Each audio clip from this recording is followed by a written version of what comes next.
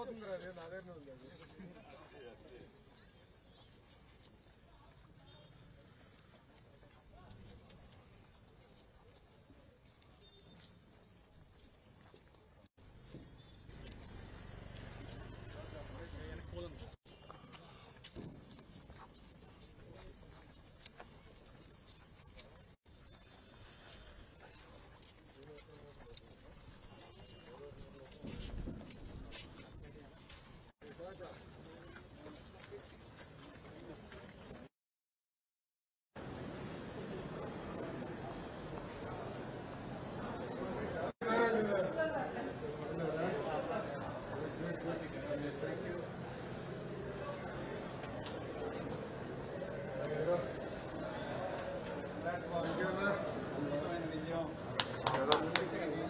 ఏదో పళ్ళ కొట్టాడు కదా 95,000 తిట్టుకుంటూ వస్తున్నా పళ్ళ ఫోన్ చేస్తే ఉన్నారా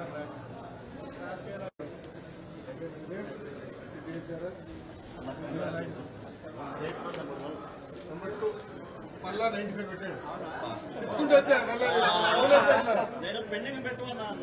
పళ్ళది పెండింగ్ పెట్టి రీకౌంటింగ్ ఇవ్వట్లేదు ఉన్నారా గంట అయిపోయింది 90,000 థర్డ్ ప్లేస్ 90,000 అంటారా గంట కంటే లేడా మనం 90,000 రివ్యూ పెడతారు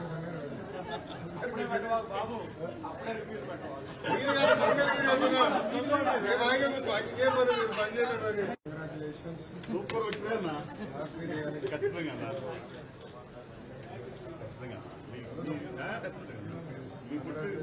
ఫాలో అవుతాం నంబర్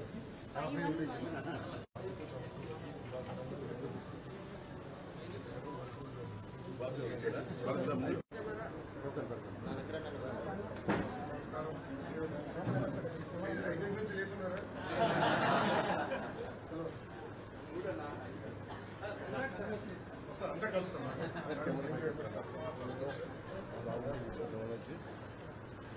సారీ మేడం లేట్ అయింది నమస్కారం అండి నమస్కారం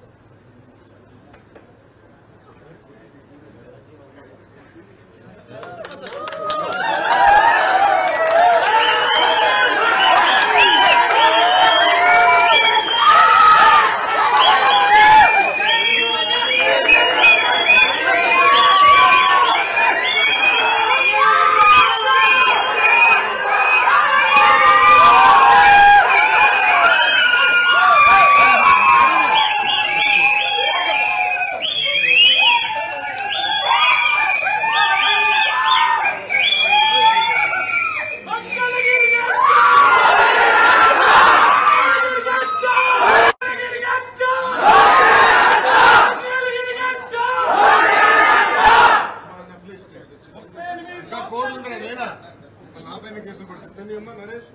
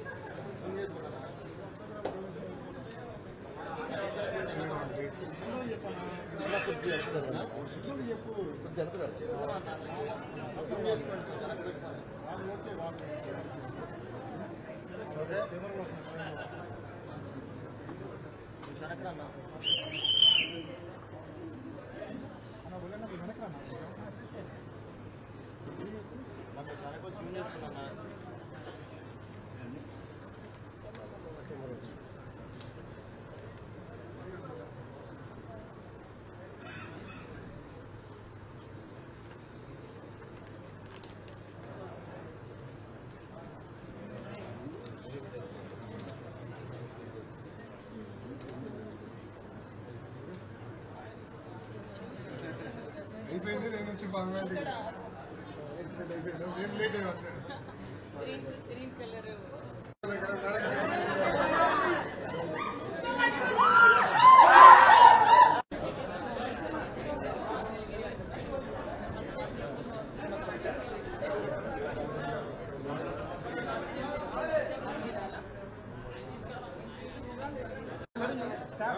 రండి అమ్మా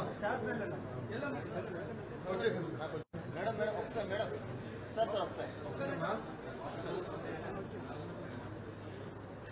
చెప్తున్నాను. Thank you madam.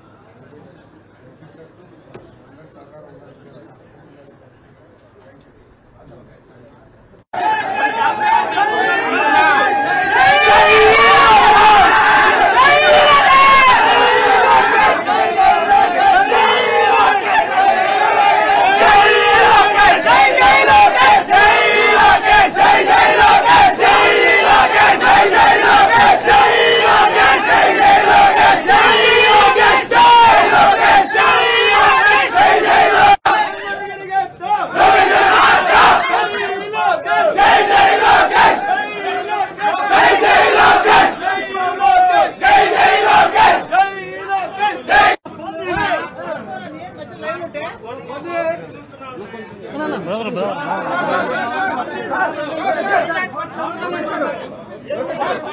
అన్నా ఇప్పుడు ఎవరు అందరితో మాట్లాడుతాం.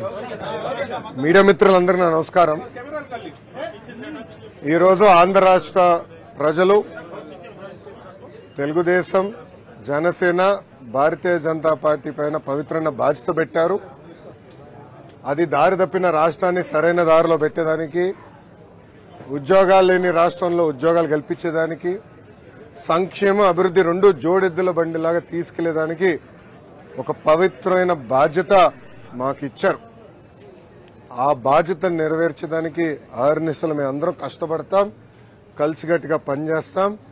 ఆంధ్ర రాష్ట్రానికి పూర్వ వైభవం తీసుకొచ్చే బాధ్యత ఈ మూడు పార్టీలు కలిసిగట్టిగా చేస్తాయని ఆంధ్ర రాష్ట్ర ప్రజలందరికీ నేను ఈరోజు తెలియజేస్తున్నాను. ప్రత్యేకంగా మంగళగిరి నియోజకవర్గానికి వచ్చేగల 1985 తర్వాత మంగళగిరి నియోజకవర్గం పైన పసుపు జెండా ఎగరలేదు. తెలుగుదేశం, జనసేన, భారతీయ జనతా పార్టీ నాయకులందరూ కృషితో ఈరోజు 91,000 పైచిలుక మెజార్టీతో నేను గెలుస్తాం జరిగింది. ఇది ఈరోజు నాకున్న సమాచారం మేరకు ఆంధ్ర రాష్ట్ర చరిత్రలో 3వ స్థానంలో ఈ మెజారిటీ ఉంది. ఈ ఎన్నికల్లో అన్ని రికార్డులు సృష్టించింది తెలుగుదేశం, జనసేన, భారతీయ జనతా పార్టీ కూటమి. మొదటి స్థానంలో పల్లా శ్రీనివాస్ గారు, మా గాజువాక నాయకుడు, శాసనసభ్యుడు 95,000 మెజారిటీ గెలిచారనేది నాకు సమాచారం. రెండో స్థానంలో గంటా శ్రీనివాసరావు గారు భీమిలి నియోజకవర్గంలో దాదాపు 92,000 మెజారిటీ గెలిచారని, నేను మెజారిటీలో 3వ స్థానంలో ఉన్నాను. ఆనాడు చంద్రబాబు నాయుడు గారికి అన్నగా భావించే పవన్ అన్నకు కూడా హామీ ఇచ్చాను. ఎవరు ఊహించిన మెజారిటీతో నేను మంగళగిరి గెలిచి కానుక కింద ఈ సీట్ ఇస్తానని హామీ ఇచ్చాను. ఆ హామీని నిలబెట్టుకున్నా. దాని వెనకాల ప్రజల ఆశీస్సులు నాతో ఉన్నాయి, దేవుడు ఆశీస్సులు నాతో ఉన్నాయి. ఇంత మెజారిటీతో గెలిచిన తర్వాత మా పైన బాధ్యత పెరుగుతుంది, ప్రత్యేకంగా నా పైన బాధ్యత పెరుగుతుంది. మంగళగిరి ప్రజలకి నేను అనేక హామీలు ఇస్తాం కూడా జరిగింది. గత 5 సంవత్సరాలుగా వాళ్ళకి అనేక సంక్షేమ అభివృద్ధి కార్యక్రమాలు చేస్తాం కూడా జరిగింది. వచ్చే 5 సంవత్సరాలు వాళ్ళకి అనేక పనులు చేయాలి, ఇచ్చిన హామీలు నిలబెట్టుకోవాలి. ఒక ఆదర్శ నియోజకవర్గంగా మంగళగిరిని తీర్చిదిద్దే బాధ్యత ఇప్పుడు ఎమ్మెల్యేగా మంగళగిరి ప్రజల కోసం లోకేష్ చేస్తాడని ఈ మీడియా సమావేశంగా మంగళగిరి ప్రజలందరికీ తెలియజేస్తున్నాను. ఇప్పుడు మీడియా మిత్రులకి ఏమైనా ప్రశ్న ఉంటే దానికి ఒక్క నిమిషం అండి. మీడియా మిత్రులకి ఏమైనా ప్రశ్న ఉంటే ఇప్పుడు అడగవలసిందిగా కోరుతున్నాను. ఇప్పుడు అడగండి. కార్యకర్తలకు మాటిచ్చారు, మిమ్మల్ని ఇబ్బంది పెట్టిన వాళ్ళ పేర్లన్నీ కూడా ఒక బుక్ లో రాసామన్నారు. ఆ బుక్ లో ఉన్న పేర్లు పనికి కల్పించబోతున్నారా? అంటే వాళ్ళకి న్యాయం చేసే దిశగా, లేకపోతే నేను మళ్ళీ చాలా స్పష్టంగా చెప్తాను. నా యువగలం పాదయాత్రలో స్పష్టంగా ప్రజలకి, కార్యకర్తలకు నేను హామీ ఇచ్చాను. ఏ అధికారులు, వైకాపా నాయకులైతే చట్టాన్ని ఉల్లంఘించి ప్రజల్ని, తెలుగుదేశం పార్టీ కార్యకర్తలు ఇబ్బంది పెట్టారో వాళ్ళపైన ఎంక్వైరీ చేస్తాం. అధికారులకు సంబంధించిన విధంగా జ్యుడిషియల్ ఎంక్వైరీ చేస్తాం. ఎంక్వైరీ నివేదిక మేరకు సర్వీస్ నుంచి డిస్మిస్ చేసి జైలుకు పంపించేదానికి కూడా నేను వెనకాడను అని ఆనాడు ప్రజలకి చెప్పా, కార్యకర్తలకు చెప్పా. అది ప్రజలు ఒప్పుకున్నారు. అందుకే ఈరోజు ఎప్పుడు లేని విధంగా మనకు మ్యాండేట్ వచ్చింది. తప్పనిసరిగా ఇచ్చిన మాట, ఇచ్చిన హామీ నేను నిలబెట్టుకుంటాను. అండి వై నాట్ 175 ఉన్న వాళ్ళకి No, no, నేను వైకాపా దయచేసి వైకాపా నాయకులకి పార్టీకి సూచించే స్థాయి నాది కాదు. మేమేం చేస్తాం చాలా స్పష్టంగా చెప్పాం. కక్ష సాధింపులు, హెరాస్మెంట్లు, ప్రభుత్వ ఆస్తులు ధ్వంసం చేస్తాం, ఇది మాకు రాదు, మేము చేయం. ఇదంతా ఆ పార్టీకి తెలిసింది. అందుకే ప్రజలు ఈరోజు ఇలాంటి మ్యాండేట్ కూటమికి ఇస్తాం జరిగింది. సో మాకు ఇచ్చిన మ్యాండేట్ నిలబెట్టుకోవాల్సిన అవసరం 3 పార్టీల పైన ఉన్నాయి. ఎందుకంటే ఆంధ్ర రాష్ట్ర చరిత్రలో ఎవరికి రాని మ్యాండేట్ మాకు వచ్చింది, ఎవరికి రాని మెజారిటీలు మాకు వచ్చినాయి. ఆ బాధ్యత మేము నిలబెట్టుకోవాలి. ఉందాతనంగా ప్రజలకి సేవ చేసే దిశగా మేము పనిచేస్తాం. ఇచ్చిన ప్రతి హామీ నిలబెట్టుకునే బాధ్యత మేము తీసుకుంటాం. సార్, రాష్ట్ర చరిత్రలోనే మొదటిసారి మీ కుటుంబ సభ్యుల్ని టార్గెట్ చేసి అవహేళన చేశారు. వారి విషయంలో మీరు ఎలా ముందుకు వెళ్ళబోతున్నారు? ఇప్పుడు ఆనాడు శాసనసభ సాక్షిగా మా తల్లిని అవమానించారు. అది తట్టుకోలేక చంద్రబాబు నాయుడు గారు ఆనాడు శపథం కూడా చేశారు.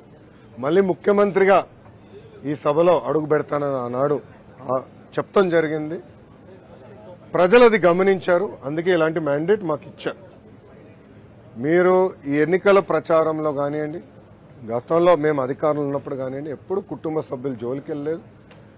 వ్యక్తిగతంగా దొంగ కేసులు పెట్టి ఎవరన్నా జైలుకు పంపించిన ఆలోచన మాకు గతంలో లేదు, ఇప్పుడు కూడా లేదు. ఏమైనా తప్పులు చేస్తుంటే చట్టాలు దాని పని చేసుకుంటూ వెళ్తే తప్ప మేము ఎక్కడ ప్రజల్ని ఇబ్బంది పెట్టాలనో వైకాపా నాయకులపైన కక్ష సాధింపు చేయాలనేది మా ఆలోచన కానే కాదు.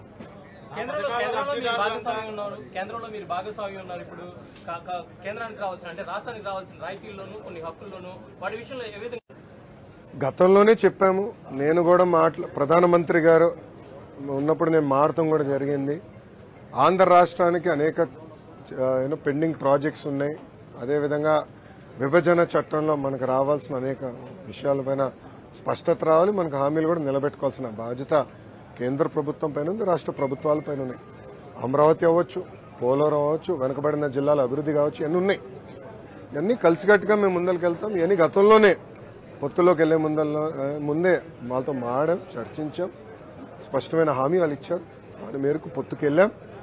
ఈరోజు తెలుగుదేశం జనసేన పార్టీ ఎన్డీఏలో భాగస్వామ్యంలో మేము కంటిన్యూ అవుతాం. దాంట్లో ఎలాంటి డౌట్ లేదు. లోకేష్ మంత్రివర్గంలో ఉంటున్నారు. ఎన్డీఏకి క్లియర్ మెజారిటీ వచ్చింది కదా. బీజేపీకి ఎన్డీఏకి క్లియర్ మెజారిటీ వచ్చింది. సో దాంట్లో వేరే ఆలోచన తెలుగుదేశం పార్టీ కానీ జనసేన పార్టీకి లేదు. మీ అందరూ ఎన్డీఏలో భాగస్వామ్యం, దాంట్లో ఎలాంటి డౌట్ లేదు. నంబర్ 1. నంబర్ 2, నా భవిష్యత్ అంటే నా పాత్ర ఏంటనేది అది మా అధిష్టానం, మా నాయకుడు చంద్రబాబు నాయుడు గారు నిర్ణయిస్తారు. అది నేను మాట్లాడే విషయం కాదు. ఓకేనా?